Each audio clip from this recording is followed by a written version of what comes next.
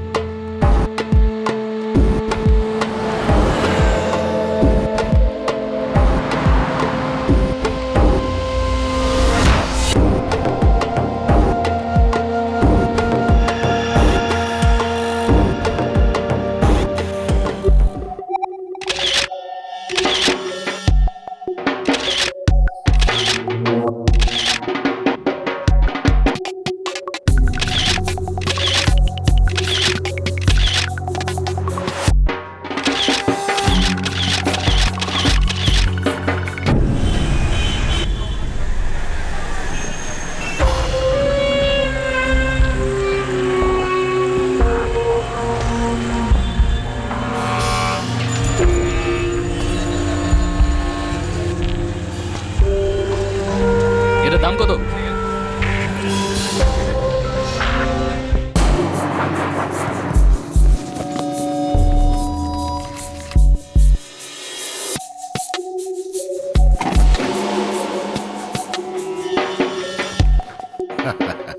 Here you are. অন্যান্য বাড়ির মতো এবারেও খুব ভালো লাগলো sir. Same here.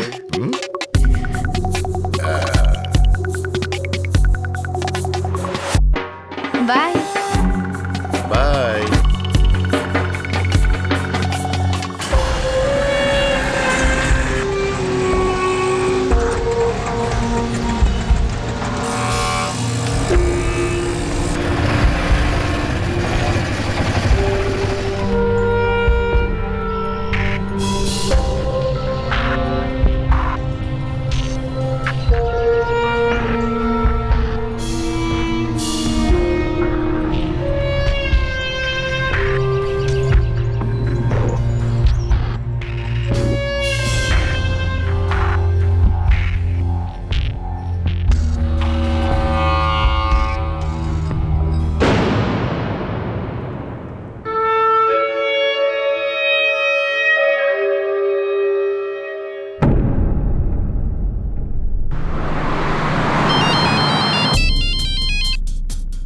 Hello. Hello নবীনবাবু। হ্যাঁ বলছি, আপনি কে? হ্যালো নবীনবাবু, আমি কুরিয়ার কোম্পানি থেকে বলছিলাম। আপনার নামে একটা পার্সেল এসছে। আপনার স্টুডিওতে তো তালা লাগানো রয়েছে। ভাই আমি স্টুডিও থেকে বেরিয়ে পড়েছি, আবার কালকে আসবো। কাল? হ্যাঁ, কালকে দুপুরের পরে আমি ওখানেই থাকবো। আপনারা চলে আসুন দুপুরবেলা, ঠিক আছে? ওকে ওকে, থ্যাংক ইউ স্যার। আজ ক্যান্সেল, এবার যা হবে কালই হবে। একটা সিকিউরিটি গার্ড ইন অ্যাপার্টমেন্ট, দুজন যুবক এলো একটি কুরিয়ার ডেলিভারি করতে। এটা নিশ্চিত ছিল যে ওই দুজন যুবক বিশেষ কোনো উদ্দেশ্যে এসেছিল। ওই দুজন বিনা বাধায় বিল্ডিং এ প্রবেশ করে ৬৫ বছরের নবীন বাত্রার স্টুডিওর দোরগোড়ায় পৌঁছে যায়, কিন্তু কেউ ওদের কোনো প্রশ্নও করে না, কারো কোনো সন্দেহ হয় না। তারপর ওই দুজন নবীন বাত্রাকে ফোন করে আর তার সাথে কথাও বলে আর জেনে নেয় যে পরের দিন উনি নিজের স্টুডিওয়ে কখন আসবেন।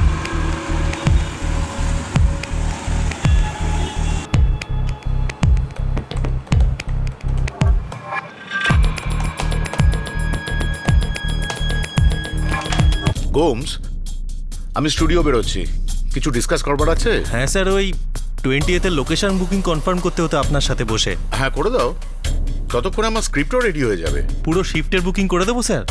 ভাই কাজটা তো দুপুর পর্যন্তই হবে। সেফটির জন্য বলছিলাম স্যার। ঠিক আছে করে দাও। কিন্তু হ্যাঁ, ওই নায়ারকে বলে দিও ডিসকাউন্টের জন্য, বুঝেছো? Sure sir. Okay Gomes, bye bye. Okay sir, bye, good day sir. Hello,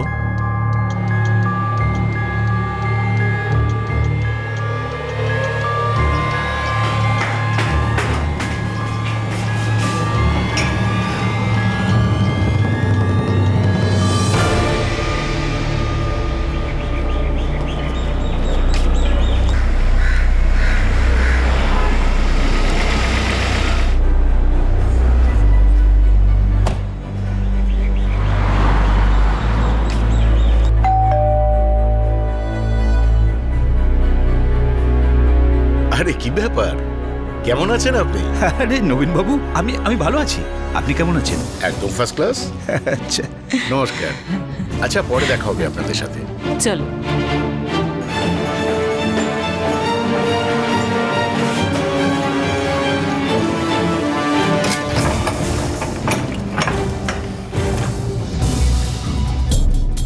এক্ষুনি ভেতরে গেছে, 5 মিনিট হয়েছে। পৌঁছে গেছে, চল যাওয়া যাক, চল চল।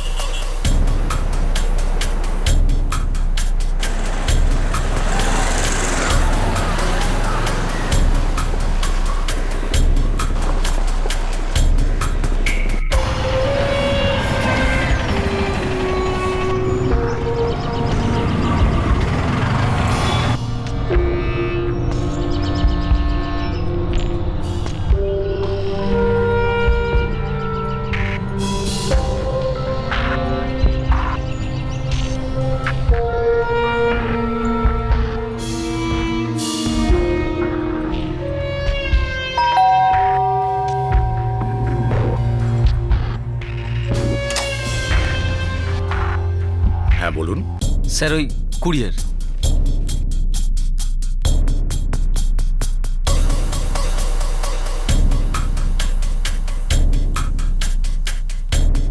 কি আছে এর মধ্যে? আমরা কি করে বলবো স্যার, সিল করা। আমাদের কাজ হলো শুধু ডেলিভারি করা। কিন্তু আমি তো মাঝগাঁওয়ের এরকম কোনো লোককে চিনিই না, আর আমি ওদের এরকম কোনো জিনিস অর্ডারও দিইনি। ঠিক আছে স্যার, স্যার একটা কাজ করছি, পার্টিকে ফোন করছি। হ্যালো সালমান আহমেদ বাবু, স্যার আমি কুরিয়ার কোম্পানি থেকে বলছিলাম। হ্যাঁ স্যার, আপনি যে বাত্রাবাবুর পার্সেলটা পাঠিয়েছিলেন, কিন্তু উনি যে বলছেন উনি আপনাকে চেনেনই না, আর না উনি কোনো জিনিসের অর্ডার করেছেন। আচ্ছা আচ্ছা, ওকে ওকে, থ্যাংক ইউ। স্যার মনে হচ্ছে কোনো মিসআন্ডারস্ট্যান্ডিং হয়েছে, আমরা এটা চেক করব, আর হয়তো স্যার আরেকবার ডিস্টার্ব করব, ডোন্ট মাইন্ড স্যার। ঠিক আছে, কিন্তু আমি এটার ব্যাপারে কিছুই জানি না। ওকে, থ্যাংক ইউ স্যার। অবাক কাণ্ড, পার্সেল আসছে আমার নামে, অথচ আমি নিজেই জানি না। আজকাল এই কুরিয়ারের লোকগুলো যে কি করে।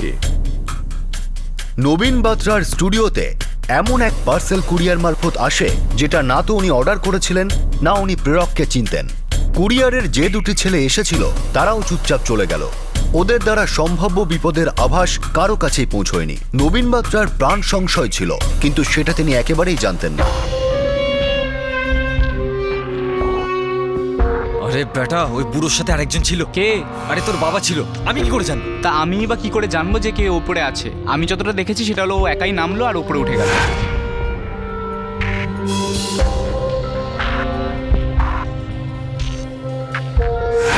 এর আগে যখন আমি ওখানে গেছিলাম তখন দরজায় তালা ছিল।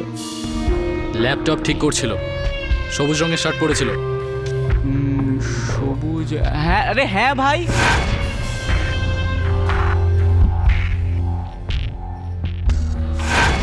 সবুজ জামা পরে একটা ছেলে মোটরসাইকেলে এসেছিল নবীন আসার একটু পরেই। তো আমি কি করে জানবো যে ও নবীনের ওখানে যাবে? আরে এবার তো জানতে পেরেছিস যে ওকে। আচ্ছা শোন, আমরা দুজন এখান থেকে কেটে পড়ছি, আর তুই খেয়াল রাখবি ওই ছেলেটা যখনই এখান থেকে যাবে আমাদেরকে তক্ষুনি ফোন করবি, বুঝলি? ওকে ডান। মন চল। দিয়ে কাজটা কর এবার।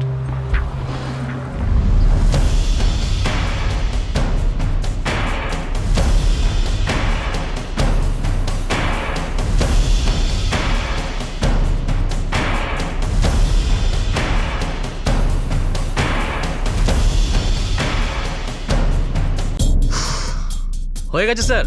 তাই নাকি, হয়ে গেছে? হ্যাঁ স্যার। খুব ভালো কথা। এরপরে গিয়ে আবার কোনো প্রবলেম হবে না তো? না স্যার, আমি সব ভাইরাস বের করে দিয়েছি আর অ্যান্টিভাইরাসও আপডেট করে দিয়েছি, তাই কোনো প্রবলেম হওয়া উচিত নয়।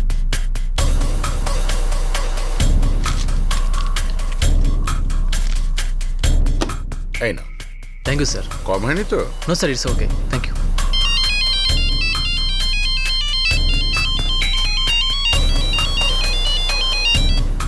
হ্যাঁ গোমস, লোকেশন বুক করা হয়ে গেছে? ফুল শিফটের তো? হ্যাঁ স্যার, লোকেশন কনফার্ম হয়ে গেছে আর স্যার ডিসকাউন্টও পাওয়া গেছে। Very good. আর স্যার অফিসে যদি বিশেষ কাজ না থাকে তাহলে আমি বাড়ি চলে যাব। হ্যাঁ, তুমি বেরিয়ে পড়ো। আচ্ছা স্যার, আপনি কি এখনো স্টুডিওতেই আছেন? হ্যাঁ, আমার ওই ল্যাপটপটা ক্র্যাশ হয়ে গেছিল, তাই টেকনিশিয়ানকে ডেকে ওটা ঠিক করাছিলাম না। আর একটু কাজ বাকি আছে, তাই ভাবলাম করেই যাই। Okay, good day sir. Good day to you two.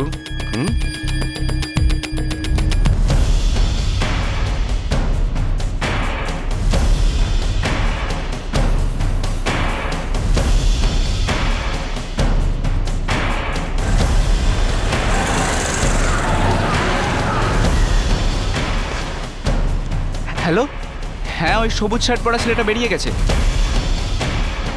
এইবার কাজটা করেই আসবো, চল।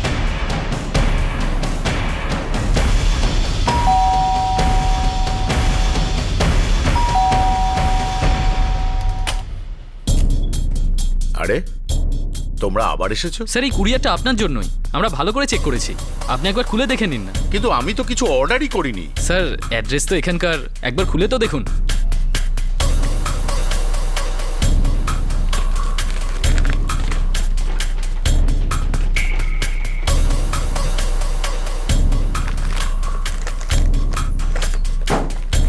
হেই, হেই, কি করছো?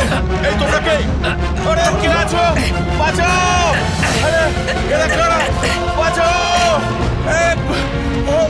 আচ্ছা, তুমি কিছু শুনতে পেয়েছো? আরে হ্যাঁ, এই তো আমাদের নবীন বাবুর গলা শোনা যাচ্ছে মনে হচ্ছে। আরে চলো চলো দেখি গিয়ে। আরে মুখ বন্ধ কর, চুপ কর বুড়ো।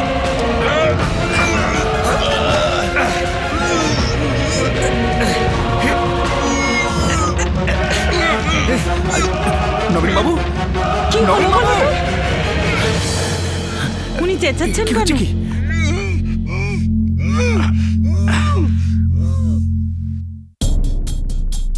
আরে এ তো মরে গেল। আরে আমি কি করে জানবো? আমি তো শুধু মুখের রুমাল বেঁধেছিলাম। চল, ছাড়, দেখা যাবে। ব্যাক খোল, ব্যাক খোল।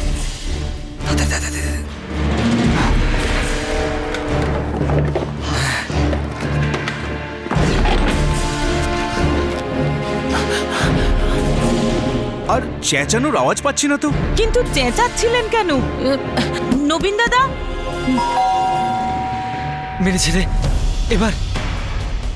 নবীন দাদা, নবীন দাদা, শুনছো?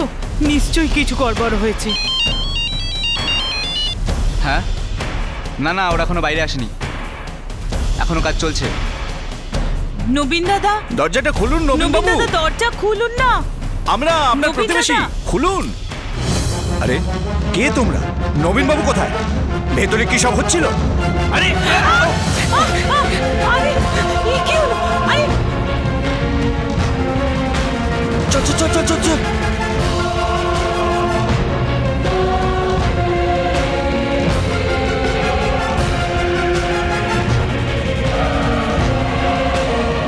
নবীন বাবু,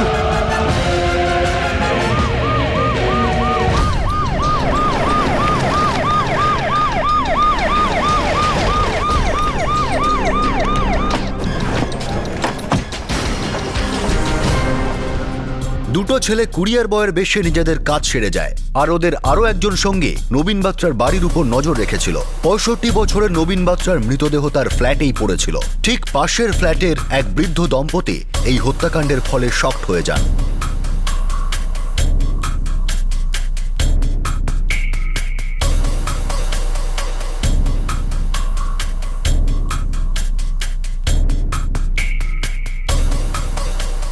ভেতরে চেক করো।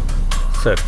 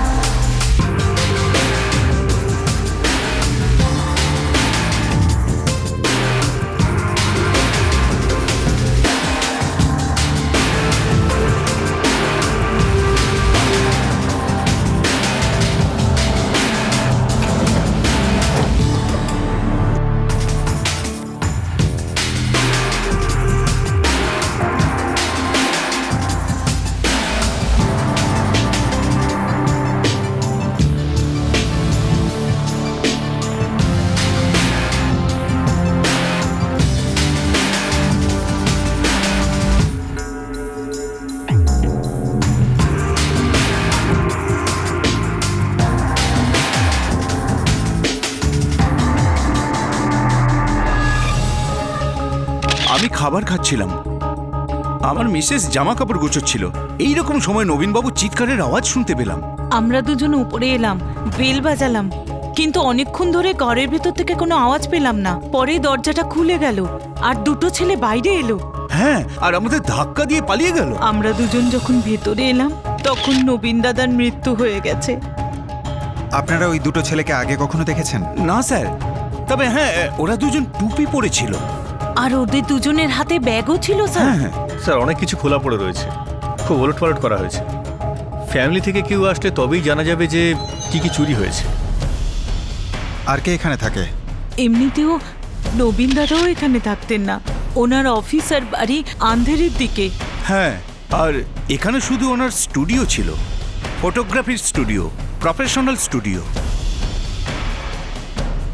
ওনার স্ত্রী দিল্লিতে থাকে, ওনার এক মেয়ে আছে, নাম হলো সুনিতা, ও বাইরে থাকে।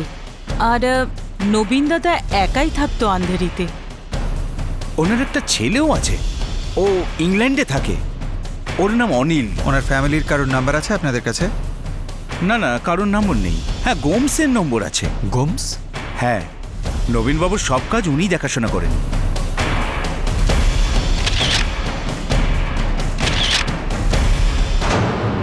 ও মাই গড, এটা কখন হলো?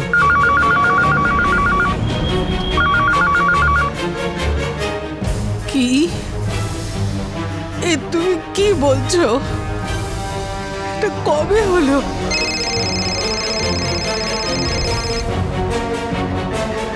নো নো মামা, আমি আমি এক্ষুনি মুম্বাই রওনা হচ্ছি।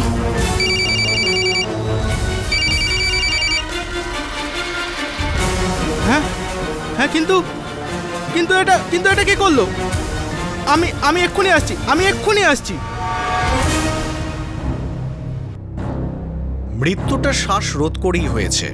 গলা টিপে শ্বাসরোধ করা হয়েছে? না, মুখের ওপর যে রুমালটা ছিল সেটার ওপর প্রেশারটা বেশি ছিল, আর তাতেই সাফোকেশন হয়ে যায়। আর হ্যাঁ, ভিকটিম কোনো রকম প্রোটেস্টও করেনি। কিন্তু ইনি তো সাহায্যের জন্য চিৎকার করেছিলেন, আর এনার প্রতিবেশীরাও সেটা শুনেছিলেন।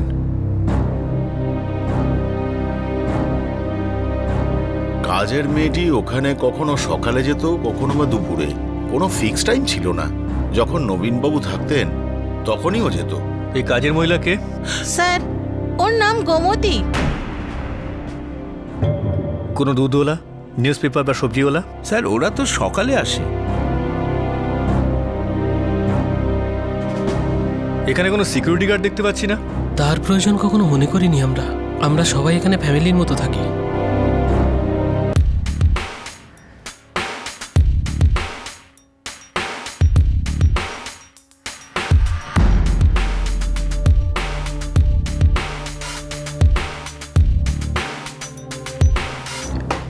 স্যার, ওনার স্ত্রী ইভিনিংয়ের ফ্লাইটে এসে পৌঁছাচ্ছেন। ওনার মেয়ে সুনিতা হাজবেন্ডের সাথে সিঙ্গাপুর গিয়েছিল, ওদের ট্রিপ কাট শর্ট করে ফিরে আসছে, কালকে পৌঁছে যাবে। আর ওনার ছেলে অনিল লন্ডন থেকে, সেও কালকে এসে পৌঁছাবে। আচ্ছা মিস্টার নবীন আন্ধেরির অফিস থেকে কখন বেরিয়েছিলেন? এই ধরুন 11:30টার সময়। নর্মালি রোজ এই সময় উনি বেরোন। আর আর স্যার, 1:15টার সময় আমি ওনাকে ফোন করেছিলাম। কেন? এটা বলার জন্য যে শুটিংয়ের লোকেশন কনফার্ম হয়ে গেছে। 20 তারিখ থেকে শুটিং ছিল স্যার। সালমান আহমেদ কে? সালমান আহমেদ জানি না স্যার, আর স্যারের মুখ থেকেও আমি এই নাম শুনিনি। সাহেব, আজ তো আমি স্টুডিওয় কাজই করিনি। 12টার সময় গিয়েছিলাম, কিন্তু তখন তালা দেওয়া ছিল। আর এমনিতেও উনি আর সকালে কবে থাকেন? আমি তো বিকালবেলায় যাই। তুই কোথায় থাকিস? আমি তো ওই বরিভালি স্টেশনের কাছে থাকি। সিদ্ধার্থনগর আছে না, ওখানেই আমার বাড়ি। নিজের বাড়ি? হ্যাঁ সাহেব। একটা কাজ কর, পুরো ঠিকানা, voter card number, ration card number সব কিছু এখানে লিখে যাবি। আগে সাহেব, সব লিখে দিচ্ছি। আমার মোবাইল নম্বর আছে, তাও লিখে দিচ্ছি। আর যে যে বাড়িতে কাজ করিস তাদেরও মোবাইল নাম্বার। আগে সাহেব। স্যার, আমি রোজ সকাল সকাল ওই বিল্ডিংয়ে দুধ দিতে যাই স্যার। দুধ বাইরে রেখে আসি, ভেতরে কখনো যাই না স্যার। আর স্যার, সারাদিনে ভেতরে কি হচ্ছে না হচ্ছে কি করে জানবো স্যার? স্যার, আমি তো ওখানে রোজ সকালে দরজায় পেপার দিয়ে আসি। আর প্রত্যেক মাসের 10 তারিখ আমি ওখানে পেমেন্ট নিতে যেতাম। বাকি আর আমি কিছু জানি না স্যার। মিস্টার নবীনের কাজের লোক গোমতী দুধওয়ালা, পেপারওয়ালা, প্রত্যেকের ব্যাকগ্রাউন্ড চেক করো। ওনার কাছে টিভি, ফ্রিজ, এসি, কম্পিউটার সব ছিল।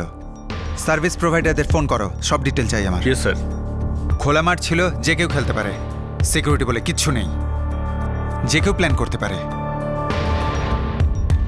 স্যার এই পার্সেলে লেখা মোবাইল নাম্বারটা কল করেছিলাম, এই নাম্বারটা এক্সিস্টই করে না, এটা ফেক। এই পার্সেলের উপরে মাসগাঁওয়ের অ্যাড্রেস রয়েছে, একটু খোঁজ নাও। এটা আদৌ রিয়াল নাকি ফেক? Okay sir.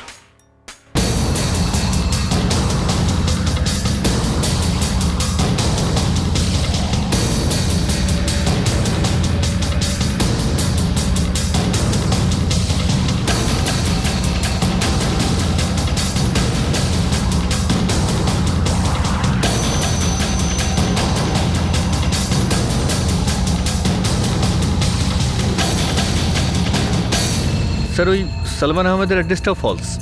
বাকি কাজের লোক, দুধওয়ালা, পেপারওয়ালা, সার্ভিসের লোক সবার রেকর্ডই ক্লিন। তাও একটা করে কনস্টেবল লাগিয়েছি এদের পিছনে। Okay mister Gomes. হ্যাঁ স্যার। একটা কথা আমার মাথায় ঘুরছে। কি স্যার?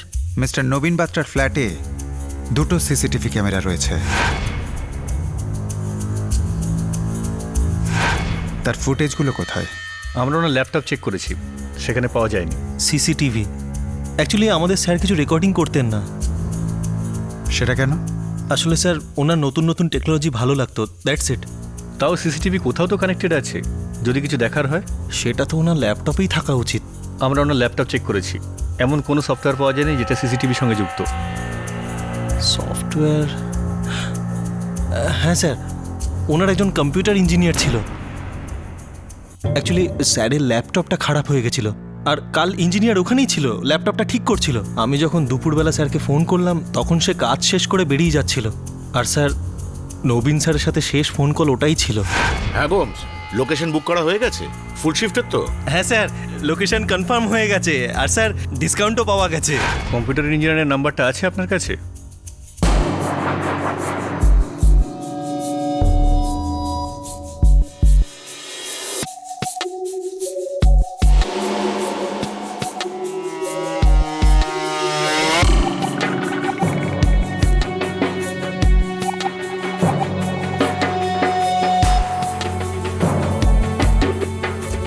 হ্যাঁ স্যার, আমি প্রায় 1:45 নাগাদ ওখানে গিয়েছিলাম, আর প্রায় 1:30 নাগাদ ওখানে কাজ শেষ করে বেরিয়েছিলাম। তার মানে তুমি ওখান থেকে বেরোনোর পর দুজন কুরিয়ারের লোক ওখানে আসে, আর তারা মিস্টার নবীন বাত্রাকে খুন করে।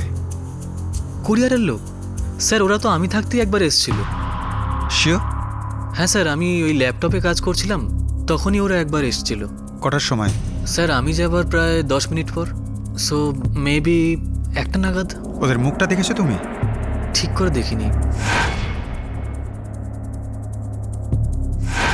অ্যাকচুয়ালি স্যার আমি ভালো করে দেখতে পাইনি, তার উপর ওরা আবার ক্যাপ পরেছিল।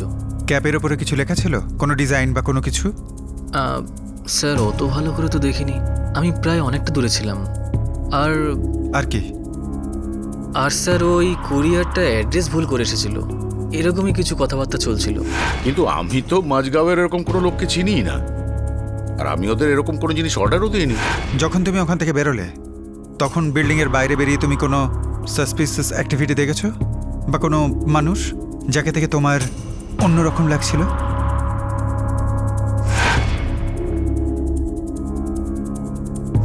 হ্যাঁ স্যার, আমি ওপর থেকে যখন নিচে নেমে এসে বাইকের কাছে এলাম তখন রোডের বিপরীত দিকে একটা ছেলে দাঁড়িয়েছিল, আমার মনে হচ্ছিল যেন আমাকেই দেখছে। থ্যাংক ইউ গৌরব, যদি দরকার পড়ে আবার তোমায় ডেকে পাঠাবো, তুমি যেতে পারো।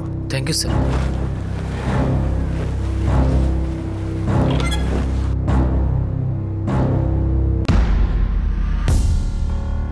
স্যার এই পার্সেলের ওপরে স্ট্যাম্প থেকে বিশেষ কিছু জানা যায়নি, তবুও আমি অনেক কুরিয়ার কোম্পানিকে জিজ্ঞেস করেছি, অনেক লোককেও জিজ্ঞেস করেছি, কিন্তু তবুও কোনো ট্রেল পাইনি। এই পার্সেলের প্যাকিংটা দেখো, এটা কোনো প্রফেশনাল কোম্পানির হতেই পারে না।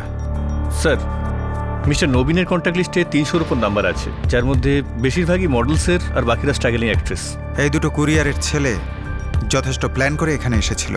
আর মিস্টার নবীন এই ফ্ল্যাটটা স্টুডিও হিসেবেই ব্যবহার করতো। এ কথাটা শুধু তারই জানার কথা যে তাকে জানে। কিন্তু তার উপর জিরো সিকিউরিটি, নো রিস্ক। আশপাশে যারা রয়েছে তারা সব বয়স্ক। এই পরিস্থিতিতে যে কেউ এসে লুটপাট করা বা খুন করা খুবই সহজ। এমনিতে মিস্টার নবীনের 6টা ফ্ল্যাট আছে সারা মুম্বাইতে। একটা বরিভালিতে যেখানে মার্ডার হয়েছিল, 2টো কান্দিভালিতে, আন্দারিতে একটা ফ্ল্যাট আর একটা অফিস, একটা সান্তাক্রুজে। কোটি টাকার সম্পত্তি। ফিল্ম বানানোর শখ ছিল, কিছু শর্ট ফিল্ম বানিয়েছিল, একটা বড় ফিল্ম প্ল্যান করেছিল। ফটোগ্রাফির বিজনেস থাকায় মডেলসদের পোর্টফোলিও বানাতো।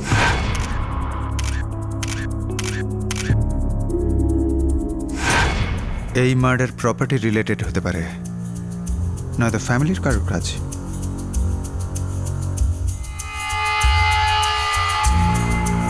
কদম, আমরা কালকে ওই জায়গায় আবার যাব। মনে হচ্ছে আমরা কিছু মিস করছি, অথবা আমরা ওখানে কিছু দেখিনি, কিংবা দেখেও গুরুত্ব দিইনি।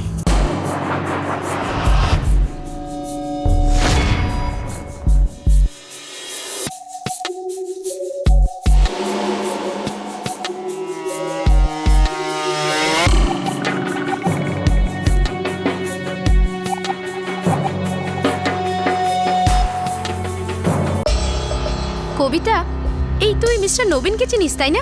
কোন নবীন বাত্রা? নবীন বাত্রা ফটোগ্রাফার। আরে তুই তো বলেছিলিস তুই ওর থেকে পোর্টফোলিও করেছিস, আর ও তোকে কাজও দিয়েছিল আর টাকাও। হ্যাঁ, কিন্তু আমি ওনাকে খুব ভালো করে জানি না। হবে কেউ একজন।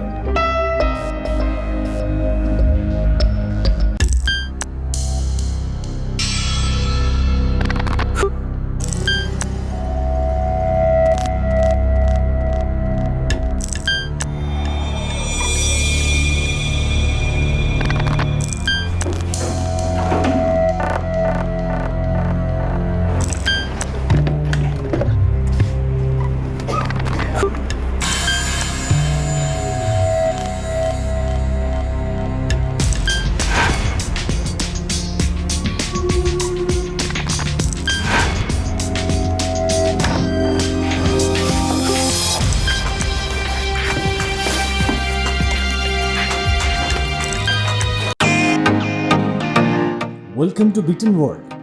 How may I assist you? নতুন ফ্ল্যাটের জন্য একটা স্ট্যান্ড ফ্যান আর কুলার নেব। এই পচা গরম থেকে একটু স্বস্তি চাই। বাজার চলতে সব ব্র্যান্ড আর ভরসাযোগ্য নয়। তার জন্য তো আমাদের ফ্যান আছে, all purpose bullet table fan, ceiling fan. আমাদের সিলিং ফ্যান কিন্তু 30 মাসের ওয়ারেন্টি সহ পাওয়া যায়। আছে ফারাটা 2 বছরের ওয়ারেন্টি, 17 থেকে 20 মিটার এয়ার ফ্লো, মধ্যবিত্তের সাধ্যের মধ্যে একমাত্র ভরসাযোগ্য ব্র্যান্ড বিটন। আমাদের কুলারের কিন্তু অনেক range, 45 litres, 50 litres, 70 litres, 90 litres, 110 litres. Honeycomb সহযোগে বিটনের সব কুলারের ওয়ারেন্টি 1 বছর। চেনা হাওয়ায় অচেনা অনুভূতির জন্য একমাত্র আদর্শ বিটন। গরমে স্বস্তি পেতে বিটনের ফ্যান হোক বা কুলার, আজই আনুন বাড়িতে। Vuitton, digitally yours.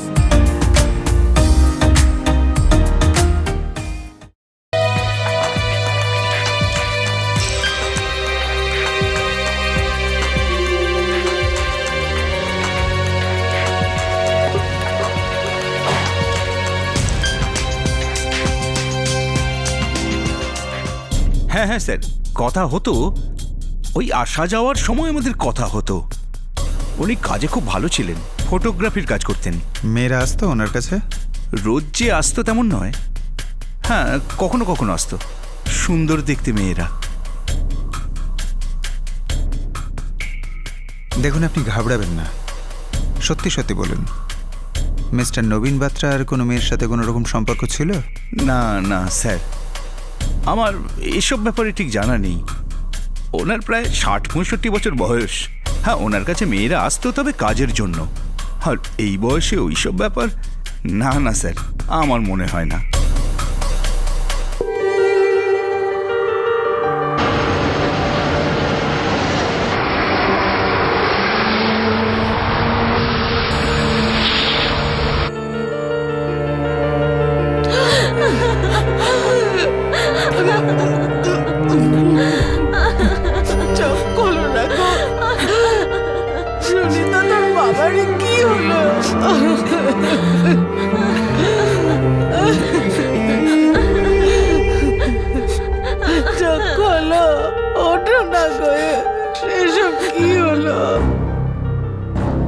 Affair? What nonsense inspector. আমাদের দাম্পত্য খুব ভালো চলছিল। তবু আপনারা একে অপরের থেকে আলাদা থাকতেন। উনি মুম্বাইতে থাকতেন, আপনি দিল্লিতে থাকতেন, এত বছর ধরে। দূরে থাকলে ভালোবাসা আর ভরসা কমে যায় না। নবীন ফিল্ম বানাতে চেয়েছিল, ফটোগ্রাফি করতে চেয়েছিল, আর এসবের জন্য মুম্বাই সবচেয়ে ভালো জায়গা। আর সেই জন্য 2004-এ মুম্বাই শিফট হয়। 2004 মানে প্রায় 8 বছর। এই 8 বছরে 6টা প্রপার্টি উনি কিনেছেন। কি করে?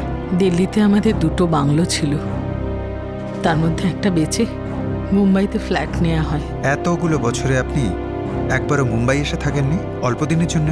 দায়িত্ব ছিল। কিসের দায়িত্ব? একজন বুড়ো মানুষের দেখাশোনা করার জন্য আমায় ওখানে থাকতে হয়েছিল। বয়স্ক মানুষ মানে মিস্টার নবীন বাত্রার বাবা নাকি আপনার বাবা? কারোরই নয়, উনি নবীনের মায়ের ভালো বন্ধু ছিলেন। উনি আমাকে মেয়ের মতোই ভাবেন, তাই ওনার দেখাশোনা করার জন্য আমায় ওখানে থাকতে হয়। ইন্সপেক্টর, যদি আপনি আমার আর নবীনের মধ্যে কোনো মন কষাকষি অথবা শত্রুতা খোঁজেন, তো you are wasting your time. আমি শুধু কারণটা খোঁজার চেষ্টা করছি ম্যাম, যে আপনার স্বামীকে কেন খুন করা হলো।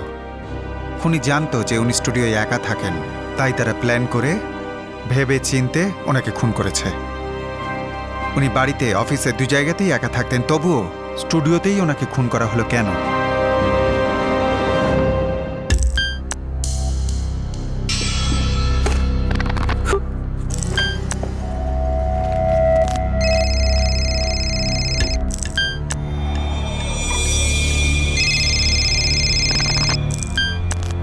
হ্যালো, না মিস্টার নবীন কারণ নামে কোনো উইল করে যাননি আগে? না,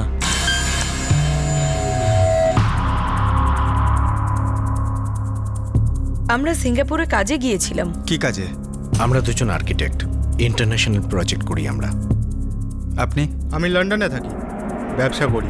আপনি জানেন যে আপনার বাবার মুম্বাইতে 6টা প্রপার্টি ছিল? আই মিন আছে। ইন্সপেক্টর, একটা জিনিস পরিষ্কার করে বলি, ভাববেনও না, কিচ্ছু পাবেন না। আমি আর সুনিতা যথেষ্ট সচ্ছল। বাবার প্রপার্টি হাতানোর ব্যাপার স্যাপার নো। বাবার সঙ্গে আমাদের ভালো সম্পর্ক ছিল, তাই আমাদের দিকে ভুলেও আঙুল তুলবেন না। ফ্যামিলি ডিসপিউটের ব্যাপারে আমি তো কথাই বলিনি। আমি শুধু আপনাকে বলেছি যে আপনার বাবার মুম্বাইতে 6টা প্রপার্টি আছে, দ্যাটস ইট। কিন্তু আপনি তারই হিন্ট দিচ্ছেন। আমি শুধু মার্ডারের মোটিভটা খোঁজার চেষ্টা করছি। And help me please. Inspector, আমরা আপনাকে একটাই হেল্প করতে পারি, যে পারিবারিক ঝগড়ার ব্যাপারে একদম ভাববেন না। ভুল রাস্তায় হাঁটবেন আপনি। তাহলে আসল রাস্তা কোনটা? আপনিই বলুন, কোথায় সেটা? কোনটা সেটা? অনিল বাবু, সমীর বাবু, সুনিতা দেবী, আসল রাস্তা কোনটা? একদমই নিখুঁত আর প্ল্যান মাফিক করা মার্ডার, কিন্তু এই অপরাধের কারণটা বোঝা যাচ্ছিল না। এই প্ল্যানিংটা কার ছিল, আর এটা বাস্তবায়িতই বা কে করেছিল? স্যার, যেমন আমি বলেছিলাম, কন্ট্যাক্ট লিস্টে 300-র উপর নাম্বার আছে। কোনো ব্যাপার না, সবার সাথে কথা বলো, পরপর সবাইকে ফোন করো, প্রত্যেককে। স্যার।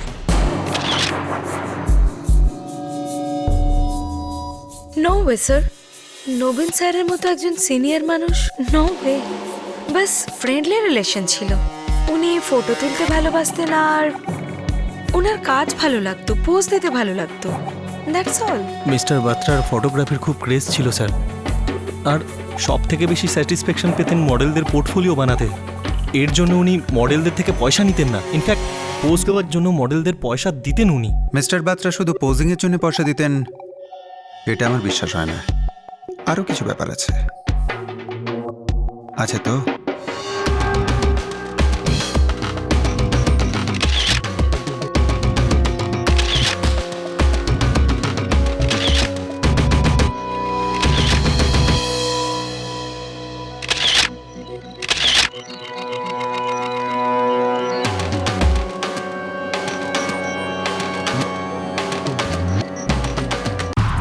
হ্যাঁ স্যার, 16ই সেপ্টেম্বর ওনার সঙ্গে আমার ফটো সেশন হয়েছিল। একবার এর আগেও ফটো সেশন করিয়েছিলাম। আপনি পোজ দিতেন না, তার জন্য উনি আপনাকে টাকা দিতেন?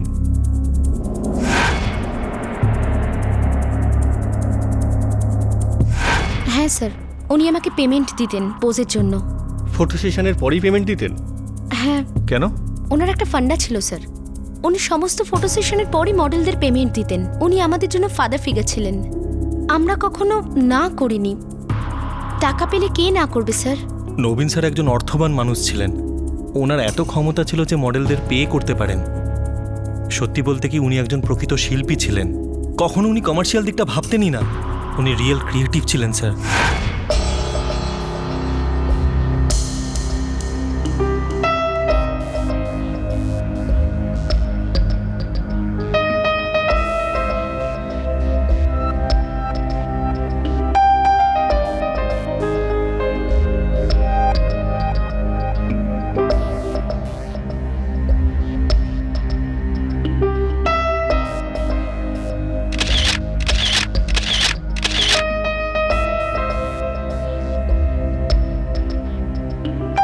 এই নাও, আমি চাই যে তুমি এটা পড়ে দেখো।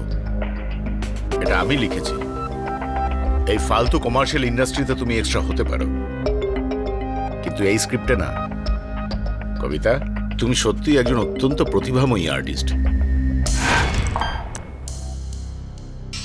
এই বাক্সটা আমরা নবীন বাত্রা স্টুডিওর কাবার্ডের মধ্যে পেয়েছি। কন্ডমস, সেক্সুয়াল পাওয়ার বাড়ানোর জন্য ট্যাবলেট। কোন কাজে আসে এগুলো মিস্টার গোমস?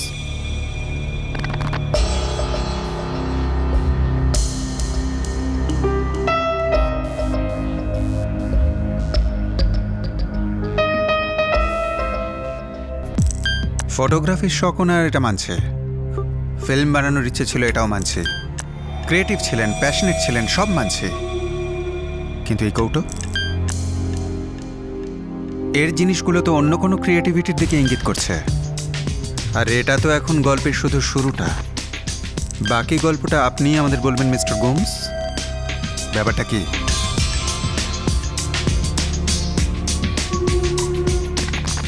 কবিতা শর্মা। হ্যাঁ। নবীন বাত্রা, কি জানেন তার ব্যাপারে? শিল্পের প্রতি আকৃষ্ট একজন ধনী সিনিয়র সিটিজেনকে দিন দুপুরে খুন করা হয় তারই ফটো স্টুডিওতে। দু একবার মিস করে গেলেও এই মার্ডার সফলতার সঙ্গে এক্সিকিউট করা হয়েছিল। Well planned. পুলিশও ইনভেস্টিগেশনের সময় বুঝতে পেরেছিল যে এটা কোনো পাকা খেলোয়াড়ের মাথার কাজ, কিন্তু পুলিশ এই খুনের কারণ বুঝতে পারছিল না। এটা কোনো না বুঝে শুনে উত্তেজনার বশে করা মার্ডার বলে মনে হচ্ছিল না। সন্দেহের তীর এমন ব্যক্তির দিকে যাচ্ছিল যিনি নবীন বাত্রার খুবই ঘনিষ্ঠ ছিলেন, কিন্তু আইনের নাগাল থেকে বহু দূরে। এই মার্ডারকে পরিণাম দেওয়া ওই দুই যুবক কারা ছিল? নিচে পাহারা দেওয়া ছেলেটাই বা কে ছিল? এই দুটি ছেলে কি নিজেদের ইচ্ছায় বা নিজেদের মতলবের জন্য এসেছিল, নাকি এরা কোনো মাস্টারমাইন্ডের ঘুঁটি ছিল যে নবীন বাত্রাকে মেরে ফেলতে চেয়েছিল? কে হতে পারে এই মাস্টারমাইন্ড?